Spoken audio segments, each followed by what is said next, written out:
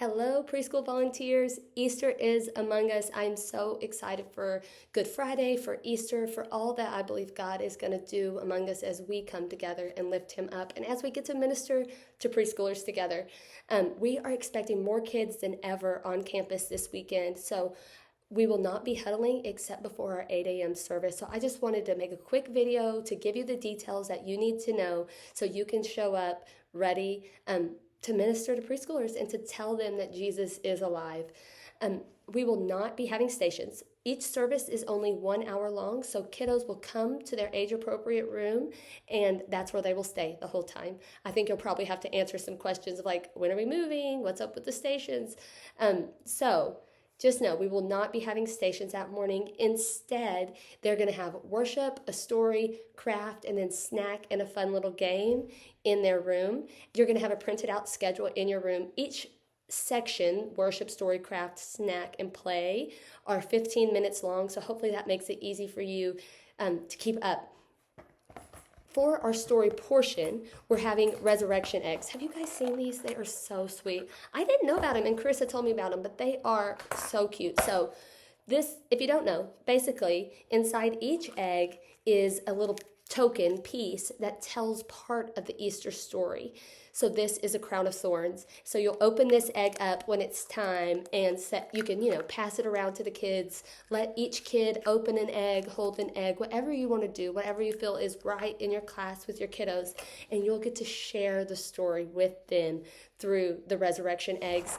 Our friend Jamie has printed this cheat sheet. And so it has the color of egg, the piece that's inside, and then what you can say to kiddos to tell them about the Easter story on it. And I'm going to email this to you so you can look over it ahead of time. The craft is just the easy sticker craft. Put the sticker pieces of the Easter story on the paper. You get to reiterate, this is the tomb. It was empty. Put your sticker on. All of that. And I probably sound like a broken record, but I just believe now more than ever that we have a part to play in discipling kids, in engaging a generation, and in building up families of faith. And man, it's an honor to get to do that. So that is kind of how the flow of the morning will go. I want to tell you a brief bit about the checkout process. So each family will go home with a bookmark. We have a little gift for them, a bookmark.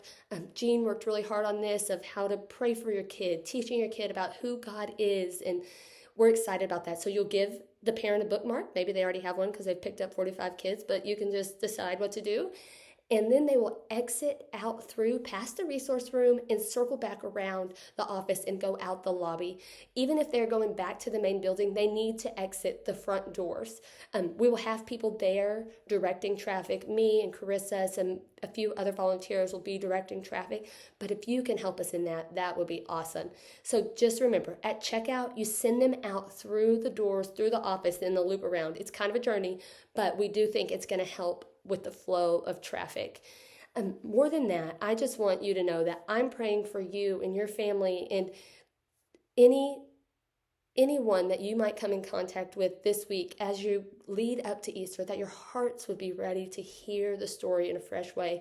I know that we've heard it a million times and we've shared it a million times, but I'm just praying that the Spirit of God would come and reveal it in a fresh way, that we would have new eyes to see, because I think that God really wants to do something in our church, in our families, and in our homes, and in our hearts. And I just am honored to get to lead you guys through this season as we minister to preschoolers.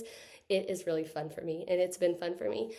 We will have, fun in the lobby. We're going to have bubbles. We're going to have whatever, all the fun stuff. But the most important thing is that kids hear that Jesus came and died on a cross. He was buried in a tomb, and then 3 days later, he rose again to save us from our sins. And thank you for being willing to give up part of your Easter Sunday to come tell preschoolers about that.